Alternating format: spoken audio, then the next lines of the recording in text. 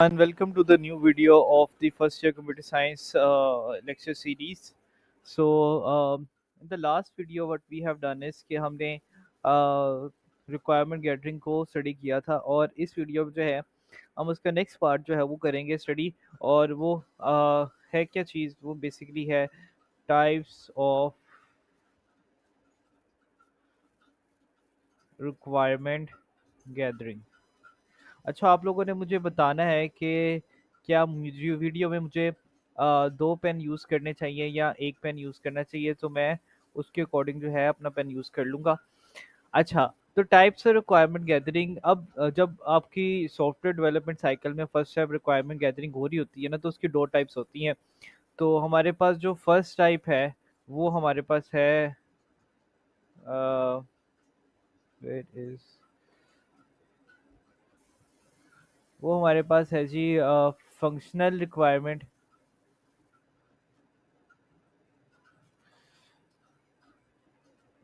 और दूसरी वाली टाइप है जी हमारे पास नॉन फंक्शनल रिक्वायरमेंट।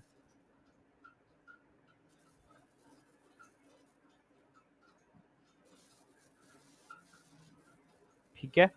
अब जो फंक्शनल रिक्वायरमेंट है ना, सबसे पहले उसको देख लेते हैं कि फंक्शनल रिक्वायरमेंट जो है बेसिकली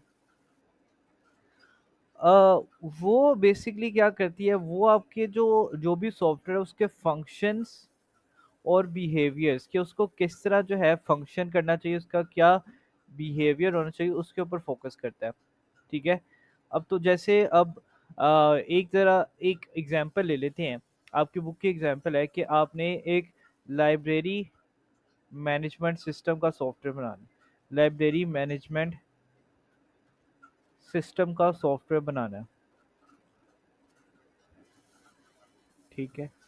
तो इस सिस्टम में जो फंक्शंस होते हैं ना, सबसे पहले आपने उसको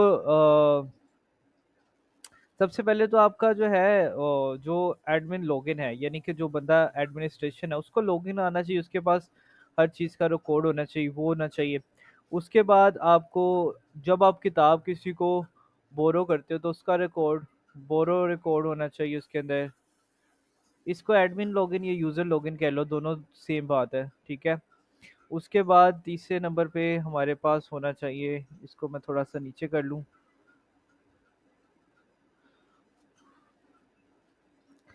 बोरो। उसके बाद रिटर्न। बोरो का मतलब है लेना और रिटर्न का मतलब होता है वापस कर देना, तो दोनों आपके पास ये रिकॉर्ड होना चाहिए। उसके बाद आपके इन्वेंट्री मैनेजमेंट होना चाहिए। तो ये जो सारे फंक्शन हैं, ये जो सारी रिक्वायरमेंट है, ये कौन सी रिक्वायरमेंट में लाया करती है, ये रिक्वायरमेंट में लाया करती है फंक्शनल रिक्वायरमेंट। यानी कि ये जो है, ये सारे फंक्शन जो है लाइब्रेरी मैनेजमेंट सिस्टम में होने ही चाहिए। ठीक है। अच्छा, इसी तरह हमारे पास जो नॉन फंक्शनल रिक्वायरमेंट है, अब उसकी बात कर लेते हैं। यहाँ पे हम पेन का थोड़ा कलर चेंज कर लेते हैं, इसको हम कर लेते हैं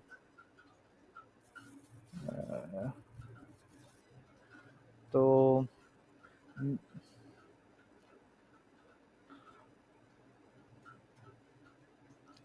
non functional requirement, non functional requirement. अब नॉन फंक्शनल रिक्वायरमेंट में क्या क्या चीज़ें आ जाती है, सबसे पहले तो आ जाते हैं परफॉर्मेंस। परफॉर्मेंस आपके सॉफ्टवेयर की कैसी है कि उसको कम से कम जो है 1000 जो है यूजर्स साइमल्टेनियसली। साइमल्टेनियसली का मतलब क्या होता है कि एक ही साथ जो है 1000 यूजर्स तक को उसको एकोमोडेट करना चाहिए। ठीक है। सबसे पहले बात होगी परफॉर्मेंस की। उसके बाद यूजेबिलिटी। यूजेबिलिटी में आपने क्या बात करनी है कि उसका ईजियर टू यूज़ हो, easier to use, navigate easier हो जाए। तो ये जो है दूसरी रिक्वायरमेंट हो गई है। 1 मिनट, इसको ओके। और उसके बाद जो है हमारे पास मतलब कि ये कहाँ पे आ गया, नेविगेशन ईजियर हो उसकी। ठीक है। तो दो बात तो ये होगी, तीसरी बात ये होगी उसकी रिलायबिलिटी होनी चाहिए कि मोर यूजर्स को हैंडल कर सके। अब आप ये सारी बातें अपने ओन वर्ड्स में भी लिख सकते हो, आपको ज़रूरी नहीं है कि आपने बुक की वर्डिंग को यूज़ करना है। इंटर में आप अपनी वर्डिंग यूज़ कर सकते हो, एज लॉन्ग एज उसकी जो ग्रामर है वो ठीक हो। अच्छा, उसके बाद रिलायबिलिटी के बाद सिक्योरिटी होनी चाहिए। जो सिस्टम जो है आपका सिक्योर होना चाहिए, और उसकी इंक्रिप्शन में होना चाहिए। इंक्रिप्शन में मतलब हर चीज़ जो है एक बंदे से दूसरे बंदे तक सिर्फ प्राइवेटली जानी चाहिए। और लास्ट में यूं कह लो कि लास्ट वाला पॉइंट मिसिंग है, हम इसको बुक से कवर करते हैं अभी। अच्छा, आ जाओ जी, आप बुक पे आ जाओ। तो इसको मैं ज़रा जूम कर लेता हूँ। अच्छा, सबसे पहले फंक्शनल रिक्वायरमेंट। फंक्शनल रिक्वायरमेंट में जैसे मैंने आपको बात, ये भी जो आपका लॉन्ग शॉर्ट दोनों में आ सकता है, तो शॉर्ट और लॉन्ग दोनों को आपने इसमें पेयर करना है। अच्छा, इसमें सबसे पहले हम वो पेन ले लेते हैं। तो फंक्शनल रिक्वायरमेंट आ गई ये। तो functional requirement describe the specific behaviors or function of a system. These requirements outline what the system to do and include tasks, services and functionality. अब उसने लाइब्रेरी मैनेजमेंट सिस्टम की बात की है, तो सबसे पहले यूज़र रजिस्ट्रेशन या एडमिनिस्ट्रेशन, बुक बोरिंग का रिकॉर्ड होना चाहिए उसके अंदर।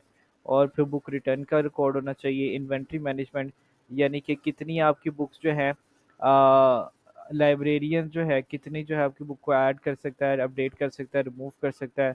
नोटिफिकेशन आनी चाहिए कि कोई बुक जो है वो, the system should send notification to users about due dates and overdue books. यानी कि यूजर्स को जो है, जब आपकी बुक रिटर्न की ड्यू डेट आ रही है उसकी नोटिफिकेशन जानी चाहिए। ओवर ड्यू बुक्स है उसकी नोटिफिकेशन जानी चाहिए। Non functional requirement, non functional requirement को पढ़ लेते हैं। तो non functional requirements define the quality attributes. ये क्वालिटी के ऊपर बात करते हैं। ऊपर वाले quality, performance criteria, constants of the system, this required specify how the system performs a function rather than. अब यहाँ पे ना क्वालिटी की बात करते हैं कि कितनी अच्छे से जो है वो आपका सॉफ्टवेयर वर्क कर रहा है। अच्छा, सबसे पहले जैसे हमने बात की परफॉर्मेंस के, system should handle up to 1000 simultaneous users without performance degradation. Degradation मतलब होता है कम हो जाना। अच्छा, उसी तरह users interface should be intuitive. Intuitive का मतलब होता है इजी, या इंटुइटिव का मतलब खुद से इस्तेमाल करना, खुद से। And easy to navigate, navigate का मतलब होता है किसी जगह से मूव करना। Allowing users to perform task minimum, minimal effort, कम से कम effort. The system should be available 99.9% of the time. Reliability का मतलब यह है कि ज़्यादा से ज़्यादा 99.9% उसको ensuring high availability and minimal down time.